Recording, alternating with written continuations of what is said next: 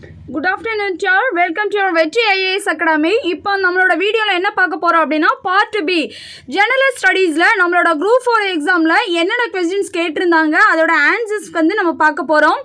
இதில் மேக்ஸிமம் 99% வந்துட்டு கம்ப்ளீட்டடான key answer தான் நான் உங்களுக்கு கொடுத்துருக்கேன்.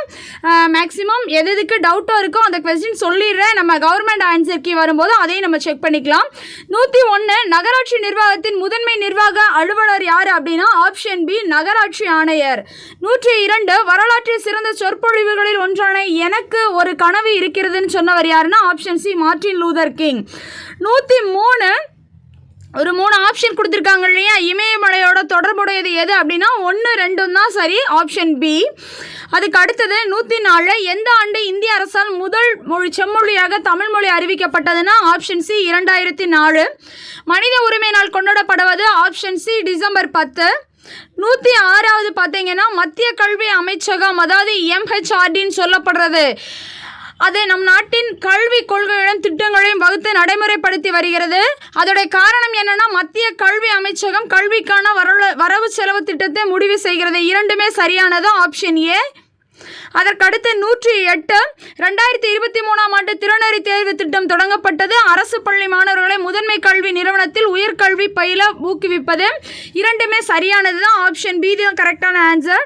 111 பாலூட்டிகளில் பால் பற்களின் அமைவில் காணப்படாதது எதுனா பின்கடவாய் பற்கள் வந்து அதுக்கு கிடையாது. முன்பற்கள், கோரை பற்கள், வெட்டு பற்கள் எல்லாமே இருக்கும். எந்த உணவு வகை பொருட்கள் வந்து ஃப்ளோய உணவேற்றத்துக்கு பயன்படுது அப்படின்னு சொன்னால் சுக்ரோஸ் தான் பயன்படுது. அதற்கு அடுத்தது அண்மையில் தாவரங்களில் ஏற்படுத்தும் பூஞ்சையானது மனிதர்களை தாக்கி நோய் தொற்று ஏற்படுத்தியதாக தெரிய வந்துள்ளது. இதற்கு காரணமான பூஞ்சை எதுனா கான்ட்ரோஸ்ட்ரியம் பார்பியம் அப்படிங்கிறது தான். 114வது வந்துட்டு எது குப்தர் காலத்து குடைவரை கோயில் இல்லைன்னா நம்ம குப்தர் காலத்தில் ஏற்கனவே படிச்சிருக்கோம். உதயகிரி இருக்குது, அஜந்தா எல்லோரா குகை ஓவியம் இருக்கும், பாக் மத்திய பிரதேசம் எல்லாமே இருக்குது. எலிபண்டா குகை ஓவியம் வந்து கிடையாது, அதுதான் ஆப்ஷன் சி கரெக்டான ஆன்சர். அதற்கு அடுத்து அரசியலமைப்பின் 249வது உறுப்பின்படி ஒரு அதிகாரத்தை மாநில பட்டியலிலிருந்து மத்திய பட்டியலுக்கு நாடாளுமன்றத்தால் மாற்ற முடியும், அதுவும் சரிதான். தேசிய நலன் கருதி நாடாளுமன்றத்தும் இம்மாற்றத்தை வந்து செய்யலாம். இரண்டுமே வந்து சரியானதுதான். ஏ சரி, ஆர் வந்துட்டு ஏவிற்கான சரியான விளக்கம் தான், ஆப்ஷன் பி தான் சரியான ஆன்சர். 116 தேவதாசி முறை ஒழிப்புச் சட்டத்தை கொண்டு வந்தது யாருன்னா முத்துலட்சுமி அம்மையார். அவருக்கு முன்னோடியாக இருந்தவங்க யார் அப்படின்னு சொல்லி பார்த்தீங்கன்னா மூவலூர் ராமாமிர்தம் அம்மையார்.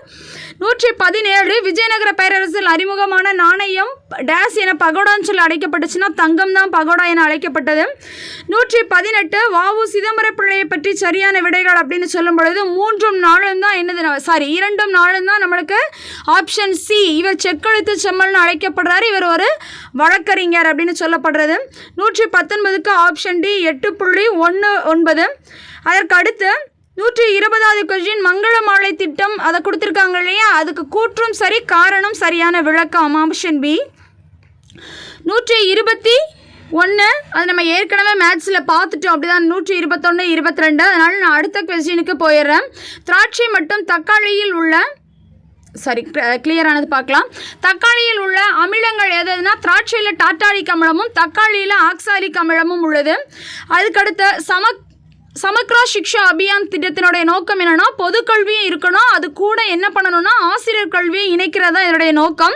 அம்பேத்கர் ஒரு வாழ்க்கை அப்படிங்கிற புத்தகத்தை எழுதினது யார் அப்படின்னு சொல்லி பார்த்தீங்க அப்படின்னு சொன்னால் இதில் 2 ஆப்ஷன் கொடுத்துருந்தாங்க. இதை நான் கன்ஃபார்ம் பண்ணிவிட்டு நான் உங்களுக்கு சொல்லிடுறேன். அதுக்கு அடுத்தது பார்த்தீங்கன்னா ஹரப்பர்களால் அறியப்படாத விலங்கு எதுனா குதிரை தான் அவங்களால அறியப்படாத விலங்கு.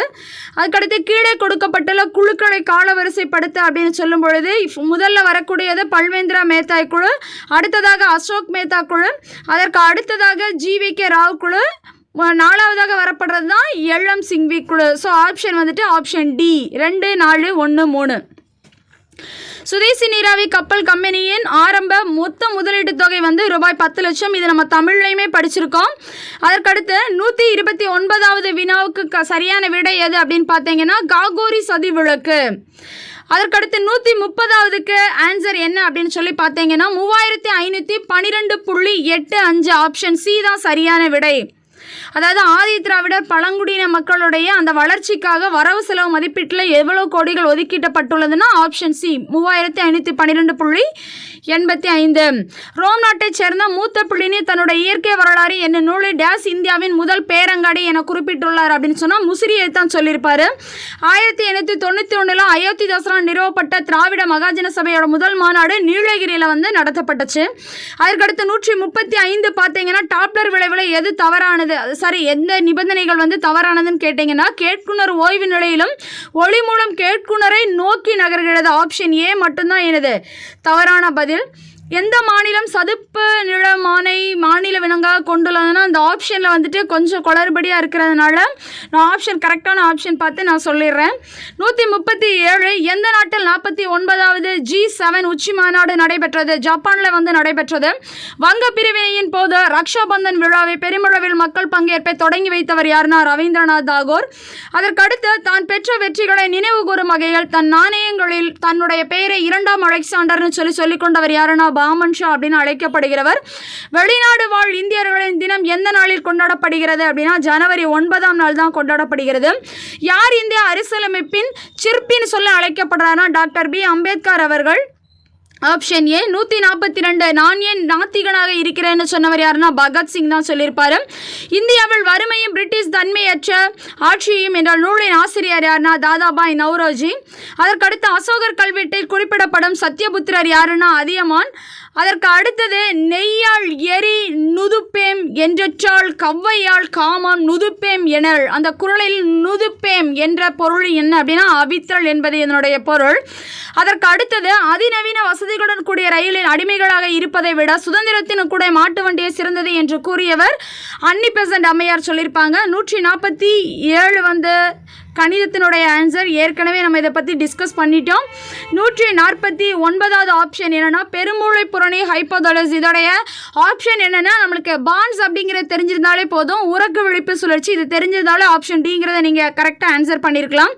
அதற்கு அடுத்த மதம் இதெல்லாம் சொல்லும் பொழுது புத்த மதத்துக்கு விகாரா அப்படிங்கிறது உங்களுக்கு ஆன்சராக தெரிஞ்சிருந்துச்சு அப்படின்னு சொன்னால் ஆப்ஷன் டியை நீங்கள் என்ன பண்ணியிருக்கலாம் கரெக்டாக சூஸ் பண்ணியிருந்திருக்கலாம். அதற்கு அடுத்தது பேஷ்வானா யார்?